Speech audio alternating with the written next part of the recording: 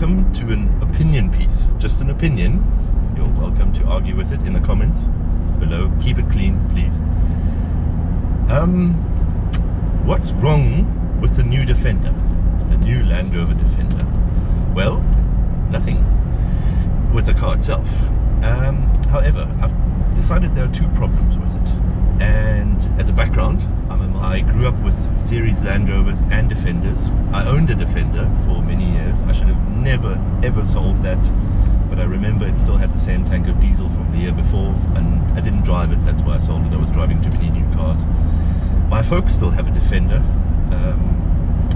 and this new one is absolutely amazing. I think it's the third or fourth model I've tested. This is a Defender 90 D300 X Dynamic, and it is amazing. Like any new car, it's way too complicated, way too expensive, but if I had the money and I could buy a new car, it would be this. I thought it would be the two-door, the 90, but actually if you have a kid, there's a seat behind me. No, it's not practical. You'd have to go for the 110. So the problem I have with this car being a Defender is A, the name, and B, the heritage. So let me explain. The first Land Rover was made in 1948. That was a Series 1. Although I don't think they called it a Series 1. In 1958 the Series 2 came, and that's probably when they went, oh, we're going to have to call the old one something. So that's the Series 1, and this new one is a Series 2. It was an evolution, a gradual one. There were obviously changes throughout the years, but when the Series 2 came, the body changed a bit, the dashboard, everything got upgraded. I think it had new engines as well, or better engines. And then in the early 70s, around 71, 72, the Series 3 came, and the lights moved onto the fenders, and the dashboard was upgraded again, and things got changed. And I think again there were some new engines, and yeah, it was an evolution, but one came after the other. I'll probably put some pictures in, maybe even some movies, if you know what I'm talking about.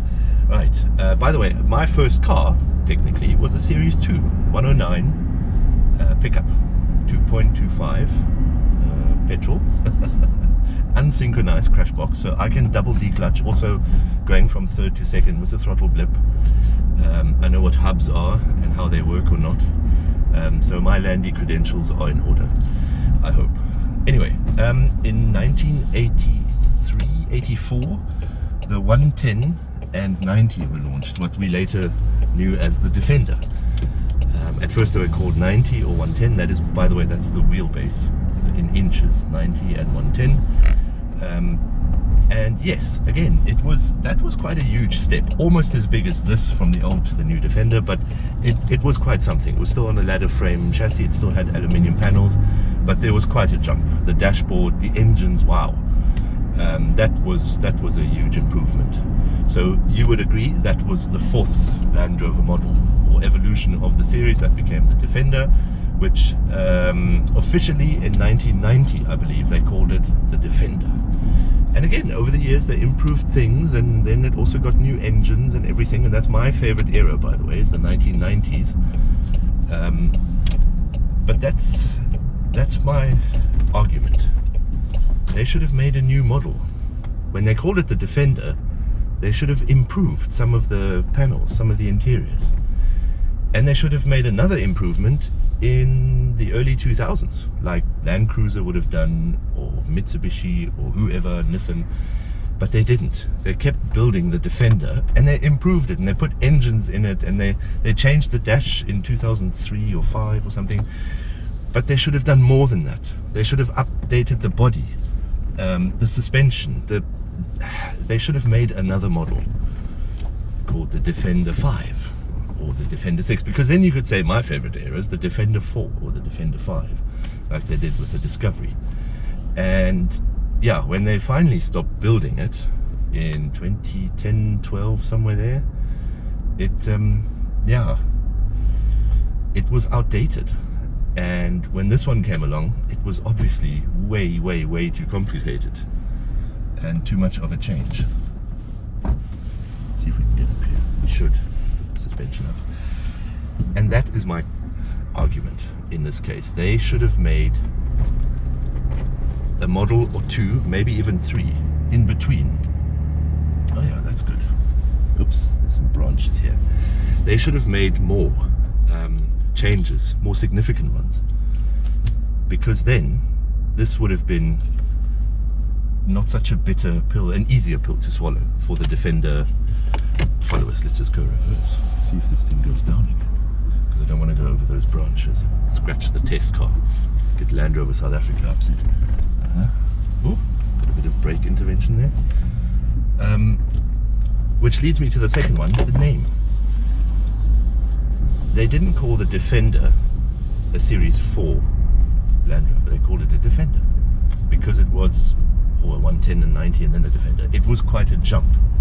They could have called this the Protector, the Sentinel. I'm sure some of those words are taken, but you know what I'm getting at, is something that protects you like a Defender. They should have called this the next thing, and everybody would have known, ah, it's the new Defender.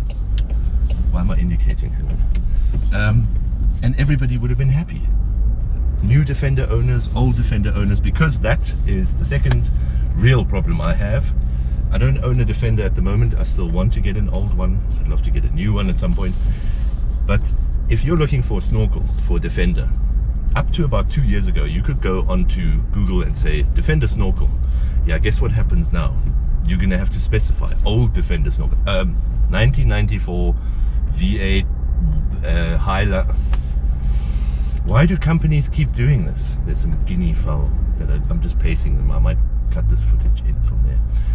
And there's a guy following us. I wonder if you can see him. He's on foot. He's keeping up well. He's actually running. Does he want something? I hope not. Let me reverse. Anyway, they should have called it something else. They should have called it the Protector, or the next discovery thing, because that would have made things easier for everyone. What do you think? Thanks for watching. I hope you enjoyed some of this footage and the guy chasing us on foot. Please leave your comment, your opinion. I'd love to hear it. Drive safely, have fun off-roading. Bye.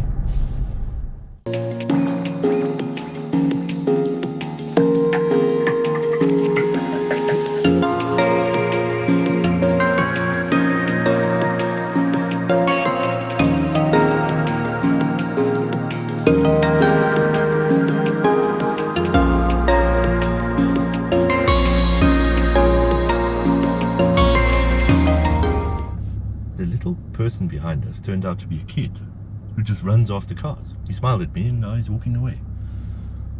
I think he was trying to race us. Maybe he was trying to keep up with the Defender.